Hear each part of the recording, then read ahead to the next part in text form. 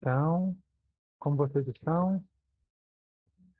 Hoje tem pouca gente, 50 alunos só. Semana passada tinha mais, né?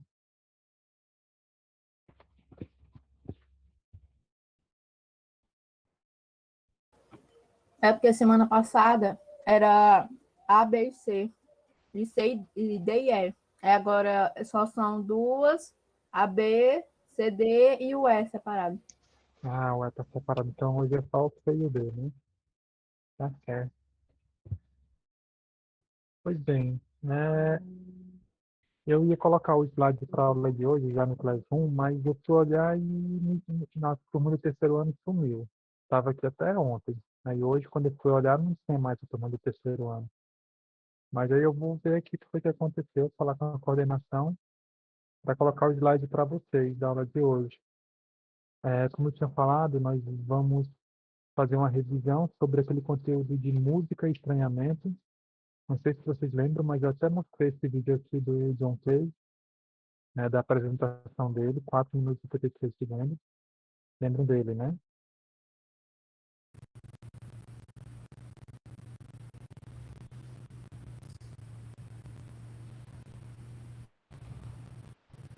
A internet hoje está ótimo.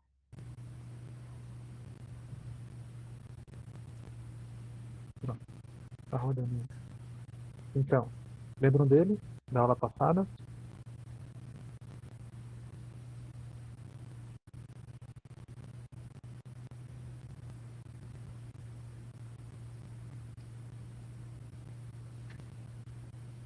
Aqui ele já está apresentando, né? Como vocês podem ver. Inicialmente, essa peça foi composta em 1952, tá?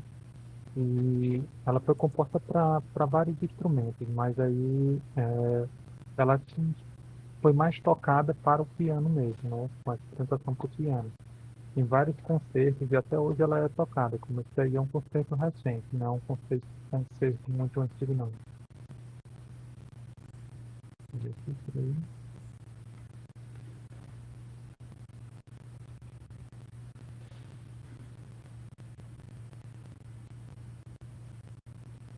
Aí conseguem ver, né?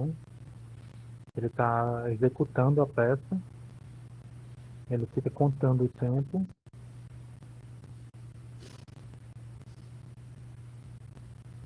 Mas parece que tá travado aqui o móvel do botão. Não, tá travado não. Depois, inclusive, eu vou colocar esse link também no Classroom, para todo mundo dar uma olhada.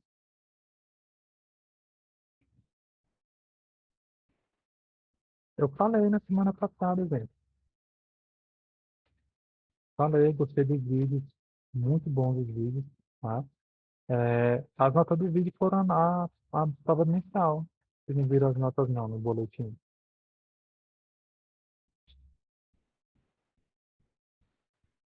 Teve gente até que eu mandei, falei individualmente, porque o vídeo tinha ficado muito bom, né? Tiveram alguns, dependendo da turma, claro, alguns ficaram muito bons, né? É, e a nota está correspondente ao que está lá na nota mensal de vocês, já que eu não fiz a avaliação mensal. A avaliação mensal foi só a produção do vídeo, tá? Ah, não receberam boletim não, né? É porque ficaram para mandar o boletim, professor, agora, só que até agora não mandaram, a gente não sabe as notas. Ah, certo. Ah, é porque está todo mundo virtualmente de recuperação. Então aí, às vezes, esperar mesmo. É, mas, em todo caso, né, como eu mencionei, a maioria, e inclusive a participação de vocês foi muito boa. Eu até falei que queria fazer novamente uma experiência assim com vídeo, tá? Um pouco mais direcionada, né? Que da outra vez ficou um pouco solta, já que eu pedi para vocês fazerem vídeos de acordo com o que vocês tinham em mãos, né? De acordo com o que vocês tinham no cotidiano. E tentar contar uma história. Ah, sim. Pois é, o Samuel é disse que recebeu o boletim, né? Mas eu acho que depois vocês vão ver, né? E a nota está lá correspondendo ao boletim, claro.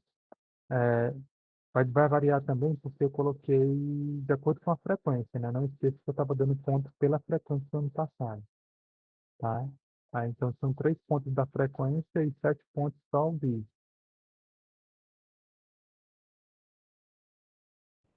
Pois bem, então na aula de hoje a gente vai continuar falando sobre música. Vamos repetir aquela primeira aula do ano passado, tá? Já que a ideia é que a gente faça uma revisão hoje. Hoje não só hoje, né? O mês todo. É o pedido que foi feito já feito para a coordenação, para a escola. Então aí qualquer dúvida vocês podem ir perguntando, tá? Então a gente vai começar falando sobre linguagem musical. Como eu falei para vocês, né? O conteúdo da nossa prova de reforço vai ser o capítulo 4 e o capítulo 5, né? Que fosse o conteúdo que a gente viu ano passado. Que falam justamente sobre linguagem musical, a linguagem teatral, fala sobre dança e pintura, fotografia, cinema. Então a gente vai ver tudo isso novamente. Tá? Já que é o conteúdo desse capítulo 4 e capítulo 5. Certo? Foi tudo que a gente viu ano passado, foi o que vai cair nessa prova agora. Então, aqui a gente tem. Estão conseguindo ver slide? Sim, professor. Ah, ótimo. Então, a gente tem uma imagem, né, do, de mais uma peça que foi executada pelo John Cage, que é a do 433 segundos. Aqui a gente tem também uma outra partitura, né, do Concerto Brandenburgo, do Sebastian Bach.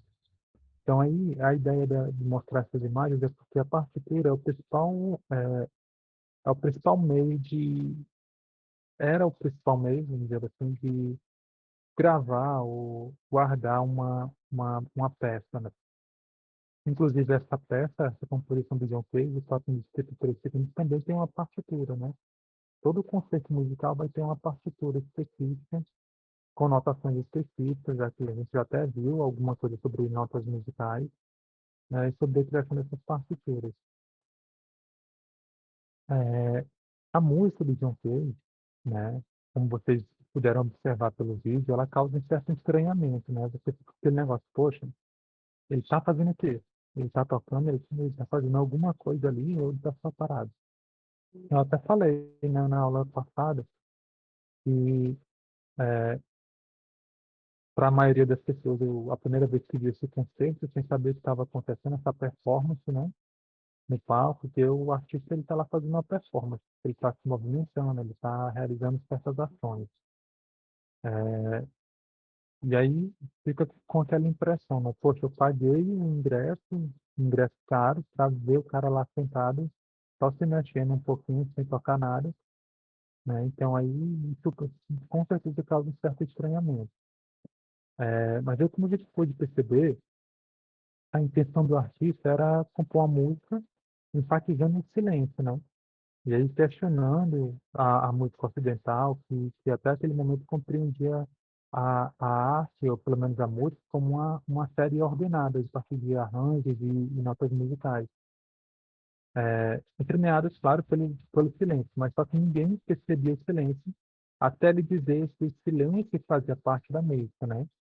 Até ele fazer dar essa atenção, né, maior ao silêncio numa partitura musical, as pessoas começaram a pensar, poxa, a música ela é formada pelas notas, mas também pelo silêncio. Há um certo momento em que há uma pausa, há um silêncio, que às vezes até é usado para fazer um suspense e tudo.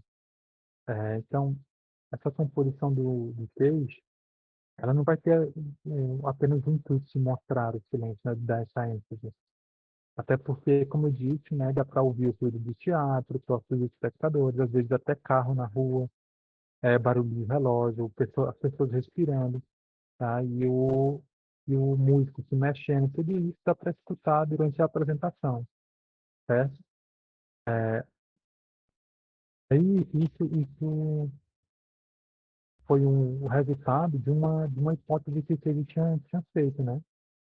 Até acho que eu mencionei na aula passada que o Cage ele se trancou numa uma câmara à prova de silêncio, né? Uma sala blindada, revestido com material para eliminar a propagação do som.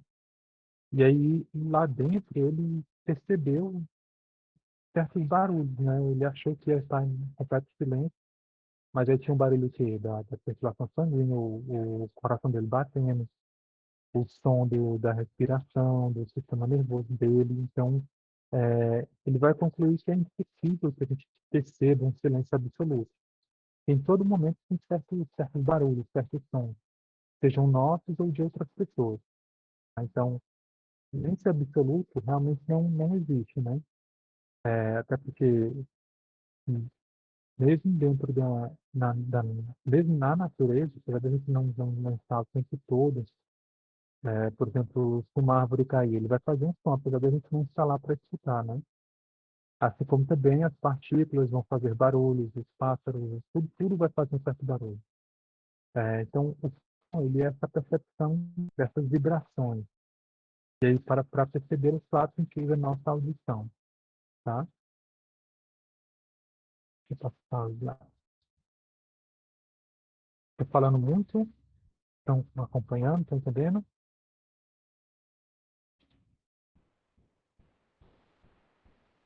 O áudio está legal, Ju? Eu não estava falando, escutando, vendo o chat, tá? Às vezes fica complicado a gente passar o slide e olhar o chat. Então, aí eu até peço, quem quiser falar no microfone, fazer a pergunta, às vezes é até melhor você perguntar para o microfone mesmo, tá bom? Aí eu respondo logo. Ok. Tá? Então, aí o Pedro perguntou, né?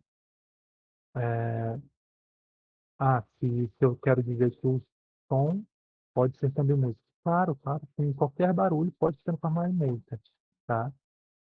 Um exemplo. Deixa eu mostrar um cara aqui para vocês. Eu não mostrei ele para vocês na aula anterior, tá? Ano passado, quer dizer. Na aula anterior, não. Esse é um músico brasileiro. Eu até citei ele quando tem ele no livro de vocês, né? Eu até, inclusive, botei uma, como é que eu digo? Eu até coloquei ele na prova, fiz algumas perguntas sobre ele na prova, apesar de não ter mostrado esse vídeo aqui para vocês. Tá? Mas ele tem no livro de vocês um trecho falando sobre ele, tá? E sobre o uso, principalmente, do barulho, tá? Qualquer tipo de barulho que ele usa. Ele gosta muito de usar a natureza, dos sons da natureza, assim como também o barulho de objetos cotidianos, né? O nome desse cara é Hermeto Pascoal. Ele era um músico muito ativo, principalmente na década de 70 e 80, aqui no Brasil.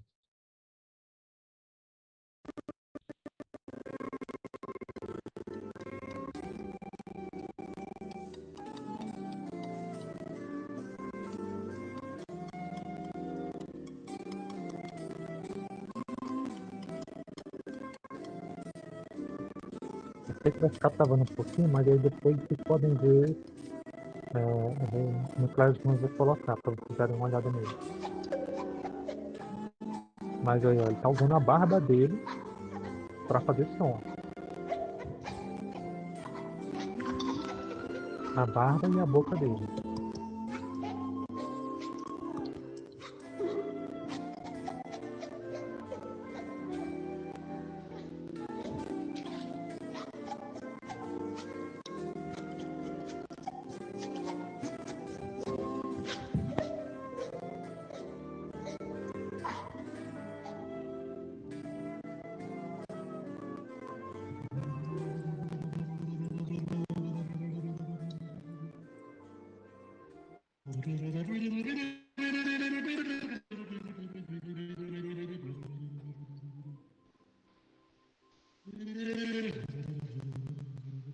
Aí não tem nada a ver com a ASMR, tá? Aqui é música mesmo, ele está fazendo música. Ele está tocando uma música.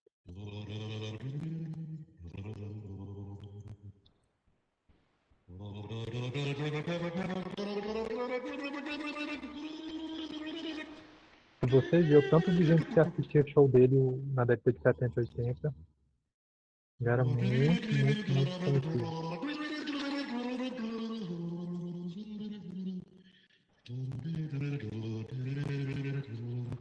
E é um dos músicos mais cultuados aqui do Brasil também, né?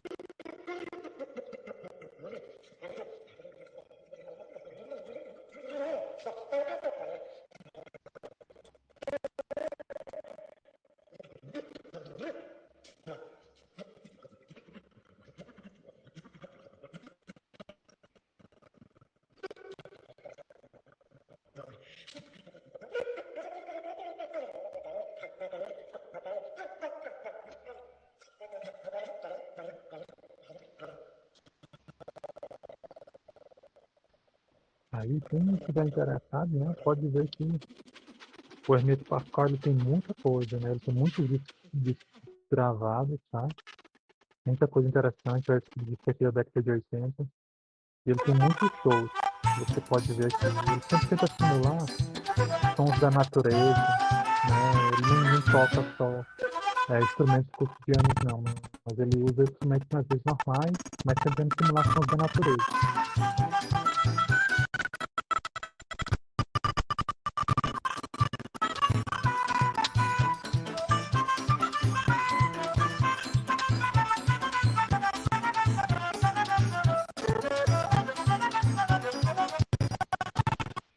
Tá?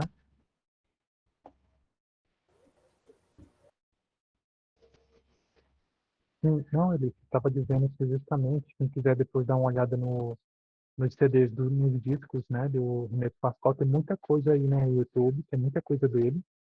E como eu disse, né, ele é um músico muito conceituado tanto no Brasil quanto fora do Brasil. Ele fez vários shows da 70 e 80 com essa pegada assim. Ele é um pouco pro rock e trazendo também um pouco de forró, tentando simular sons da natureza a partir de certos instrumentos, tá?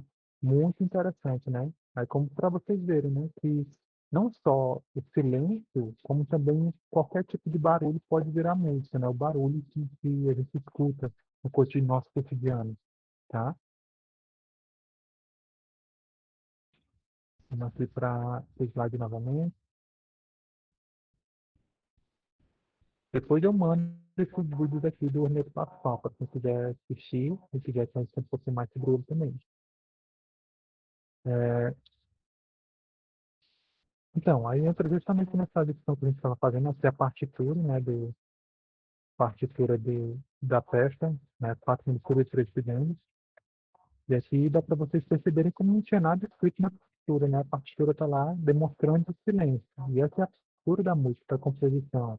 E em certo momento da partitura ele colocava pro cara desligar o cronômetro, ele fazer algum tipo de movimento, tá? Então aí todo barulho, todo silêncio pode ser usado, né?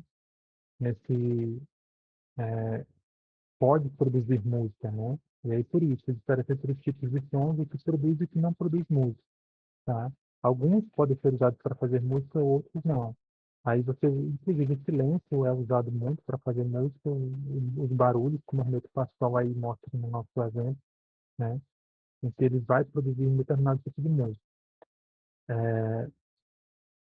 O John Cage foi um dos maiores expoentes de um tipo de música chamado de música aleatória, né? É um movimento em que a escolha de alguns dos elementos usados na composição das músicas, bem como dos instrumentos musicais, dos silêncios e de determinadas notas musicais, é feita pelo acaso e não pela vontade do compositor. Tipo, ele jogava uma moeda, né? Jogava algumas moedas de um jogo, moeda chinesa, para determinar a sequência das notas. Tá? Então ele fazia escolhendo as notas musicais. Normalmente ele compunha, né? Fazendo esse jogo de sorte, jogando uma moeda para dizer qual nota musical ele ia colocar agora, tá? O grupo de notas que ele deveria usar. Então ele ia compondo mais ou menos na sorte, né? O John Cage. É, vai criar várias partituras gráficas na qual a notação não convencional é substituída por símbolos elaborados por eles, tá? E aí ele vai colocando esses símbolos que vão ser utilizados, né, pelos músicos, pelos artistas e criando novas músicas, né? A partir dessa ideia de música aleatória, tá? Quando vocês forem escutar alguma coisa de John Cage, vocês vão perceber muito essa característica, né, de música aleatória na produção dele. E durante toda a vida dele, ele vai se dedicar a estudar essa música e a compor trabalhos para provocar o público, que já é uma característica dessa arte contemporânea, né? Como vocês puderam ver em outros exemplos que eu já citei.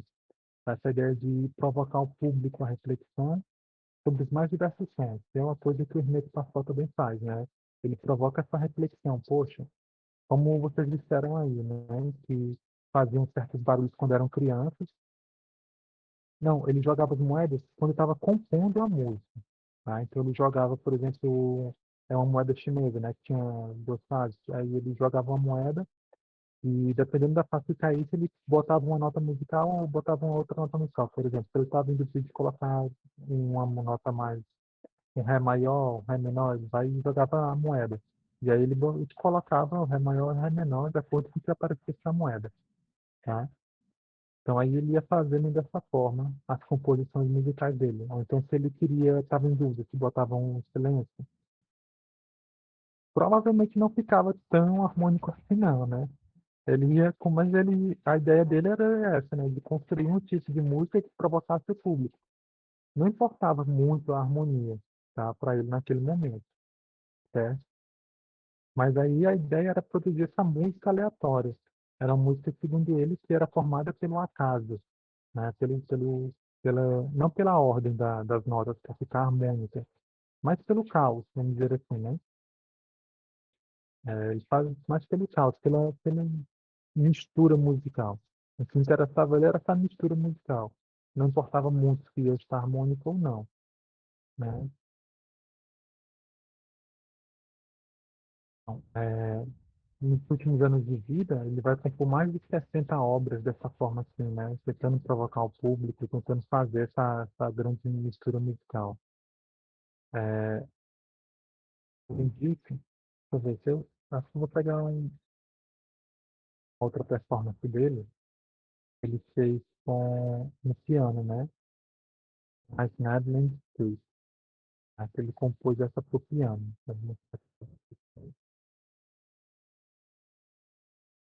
Não, acho que, como está travando muito, eu acho que vou só mandar o link mais tarde, para vocês darem uma olhada, que a gente também está fazendo só uma revisão hoje, né? É, e aí, como falando para vocês, né? A ideia, essa experiência de João Pedro é para a gente perceber que silêncio absoluto não existe. Mesmo em lugares calmos, por exemplo, no interior, muita gente aí, pelo que eu lembro, muita gente me disse que está morando aí no meio do mato, né, no interior. E, como vocês podem ver, mesmo nessas regiões, tem barulhos diferentes, né? Porque você perceber diversos sons. Então, a diferença é que em locais que tem menos barulho, é porque você organizar melhor os sons, né? Você consegue entender melhor quais são os sons que você está escutando. Já que num ambiente mais urbano, você tem tanto barulho, tanto som, que você não consegue. E aí a clareza desses sons e o ritmo constante que trazem a sensação de silêncio, exigindo menos esforço da nossa atenção para perceber esses sons. Um outro cara aqui que fala muito sobre essa questão de entender os barulhos, de entender os sons, essa parte do John Cage que eu já falei, né? Esse cara aqui, ó, Raymond Murray Schafer, tá? Que ele vai perceber muito essa questão do barulho e do som. Ele construiu um conceito chamado de paisagem sonora. Paisagem sonora é tudo que a gente, é tudo aquilo que a gente escuta, né? Nos lugares onde a gente está, certo? Deixa eu mostrar aqui algumas coisas sobre ele. O Raymond Schafer, ele compõe a partir dos barulhos que ele escuta também, tá? É outro cara que faz muito isso. Se você acha alguma música dele aqui.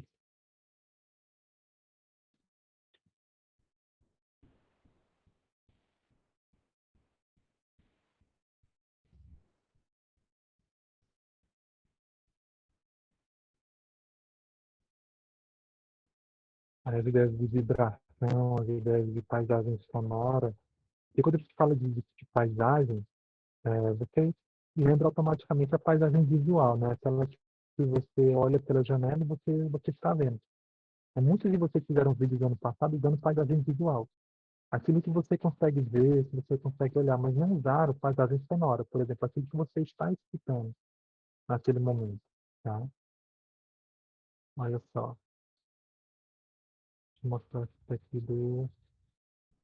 Essa é uma música composta pelo Schaefer, usando essa ideia de paisagem sonora, né? Ele vai compor, o nome dessa música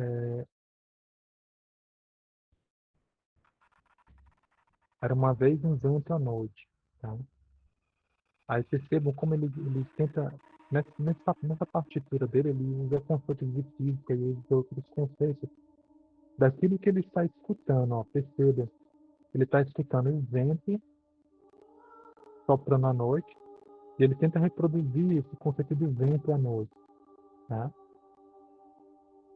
Está um pouco baixo, né? Não sei se só para mim ou vocês também estão escutando. Mas aqui, ó, são partituras que ele construiu, tá? Dizendo, o vento ele faz esse movimento, depois ele faz esse barulho, aí ele vento mais forte. Você está tentando reproduzir o vento que ele escutou na sua janela, tá?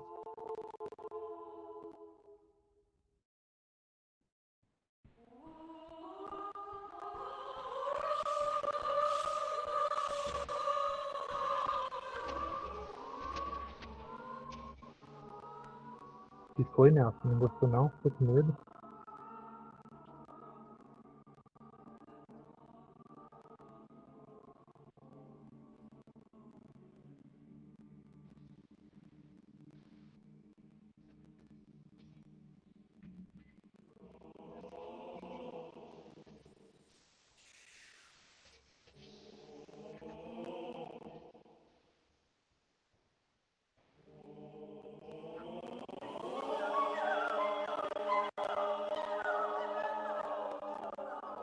Ele pensa num ritmo realmente de vento, né? Porque o vento ele tem aquela ideia é, em certo momento que o vento para, aí ele retorna, às vezes até mais forte. E isso, ele tenta reproduzir esse som do vento noturno, tá? Então é outra experiência que ele faz, né? Produzir essa paisagem sonora. Ele vai coral ele vai cantando como se fosse o vento. E aí, às vezes o vento para, às vezes ele volta mais forte, às vezes ele passa bem de leve, né? Muito bom. Aí no desenho ele tenta reproduzir isso, né? Essa partitura é muito confusa, diferente das outras que a gente viu, mas eles podem perceber que, inclusive, nessas partes mais baixas aqui, ó, tem o som que é para o coral fazer, né? Ele vai fazendo, reproduzindo esse som. Aí tem a música também que é tocada naquele momento.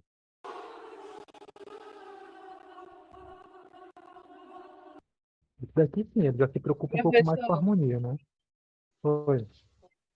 esse fundo sonoro parece aquele fundo sonoro, tipo assim, do desenho do Pica-Pau, quando ficava trovejando e aí ele ficava fugindo, alguma coisa assim. Parece, é justamente essa ideia, né? Parece sim. É justamente essa ideia de trazer essa representação, né?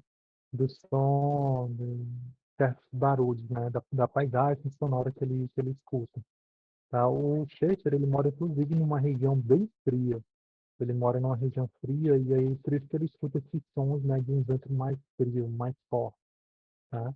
É a região nevada e tudo. Eu até vi um documentário sobre ele que ele estava vendo sobre isso nesse local, certo? Aí ele vai falar muito, como eu disse, né, ele cria essa expressão de paisagem sonora para definir e dar nome a esses ambientes, né? Ele fala sobre a necessidade de uma reeducação auditiva, uma renovação em nossa forma de ouvir e perceber os sons que nos cercam, sem os quais a gente convive diariamente. Segundo ele, é necessário que a gente se relacione com as paisagens sonoras de forma mais atenta, ou seja, de todos nós estarmos mais atentos aos barulhos que a gente escuta, tá? E tentar, de certa forma, organizar esses sons para melhorar a nossa relação com o mundo e com nós mesmos, né? Ele foi uma das pessoas que pensaram, né, numa libertação da criação musical, assim como John Cage, ele também tentava pensar de que não houvesse rigidez, por exemplo, na criação musical. Que os compositores deviam pesquisar e compor com mais liberdade, não só usar as notas para manter a harmonia da música e tudo mais assim, entendeu?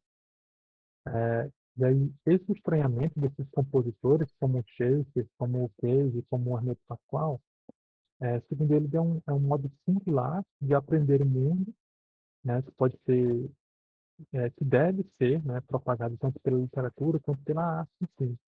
Porque somente dessa forma que é possível desafiar e transformar as ideias pré-concebidas sobre o mundo, tá? E sobre a própria ideia da arte. Então aí é mais uma característica desses artistas contemporâneos de perceber, né, de produzir uma arte e de produzir uma arte que liberte o indivíduo, que provoque o telespectador, tá? Que é uma coisa que a gente vai ver muito no teatro moderno, no teatro contemporâneo, na arte de forma geral, no cinema da década de 60 e 70. Então, todos eles vinham com essa ideia de provocação para o espectador, né? De fazer com que haja um tipo de reeducação e de liberdade criativa, né? É uma das coisas também muito comum nesse período. É, Na aula que vem a gente continua, né? Falando sobre notas musicais, sobre barulhos, ruídos. Talvez, talvez a gente já comece a falar sobre dança também, né? Fazer uma residência sobre dança. Até porque eu não vou fazer um reforço completo, né, do nosso conteúdo. Até porque não ia dar tempo da gente ver tudo que a gente viu ano passado, né? Mas pelo menos iniciar essa discussão. Até porque, pelo que eu vi, algumas pessoas não assistiram muitas aulas, né, o ano passado. Então, eu vou só enviar para você agora. Se tem alguma dúvida, querem falar alguma coisa? Gostaram dos músicos de hoje?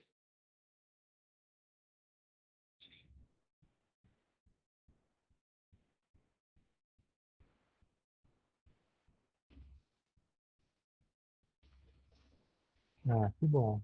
Isso é bom, né? Até porque a aula de hoje é para vocês conhecerem esses músicos, né? Ah, que bom. Ainda bem que gostaram, né? Na semana que vem a gente continua falando. Qualquer dúvida me procurem. Aí não, eu não estou fazendo nenhuma atividade, como vocês podem ver, até porque acho que o mais importante nesse momento é que vocês leiam um livro, tá? Façam uma leitura. O conteúdo da aula de hoje, a parte que fala do Ernesto Pascoal, deixa eu mostrar aqui para vocês. Eu vou colocar o slide lá no Classroom assim que voltar aqui para a turma do terceiro ano, que eu não sei porque é que sumiu, tá? Mas aí vocês podem pegar o conteúdo da aula de hoje, que está na página, em algumas páginas, para vocês darem uma lida também. Podem ler a página 243, fala sobre os parâmetros sonoros, que a gente vai ver isso na próxima aula. A parte vermelha está falta na página 161, tá? É o tema 2 do capítulo 4. Deixa eu ver se tem mais alguma coisa aqui. John Cage. Um pouquinho sobre o Shakespeare, está na página 112, tá? O Raymond Murray Shakespeare. Na página 112. Aí, Hermeto Pascoal, página 161, tá? É, do Hermeto Pascoal, quer dizer?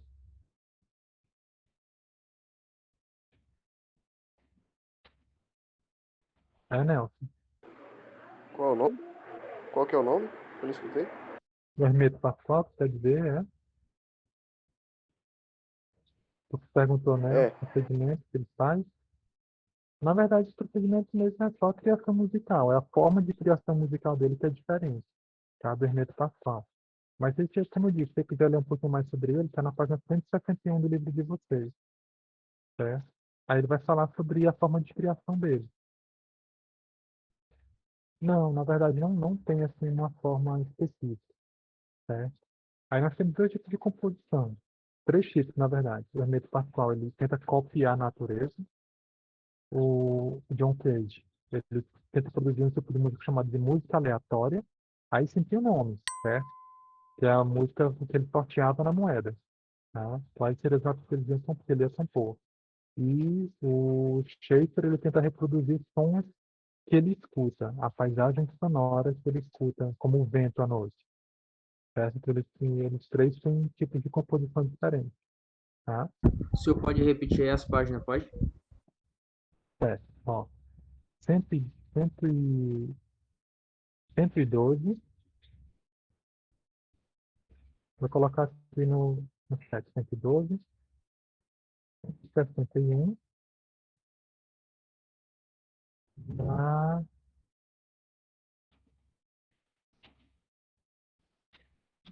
246. Certo? Pois pronto. Qualquer dúvida vocês me procurem, tá bom? Até semana que vem. Viram a frequência de todo mundo? Já preencheram? Vou clicar aqui de novo.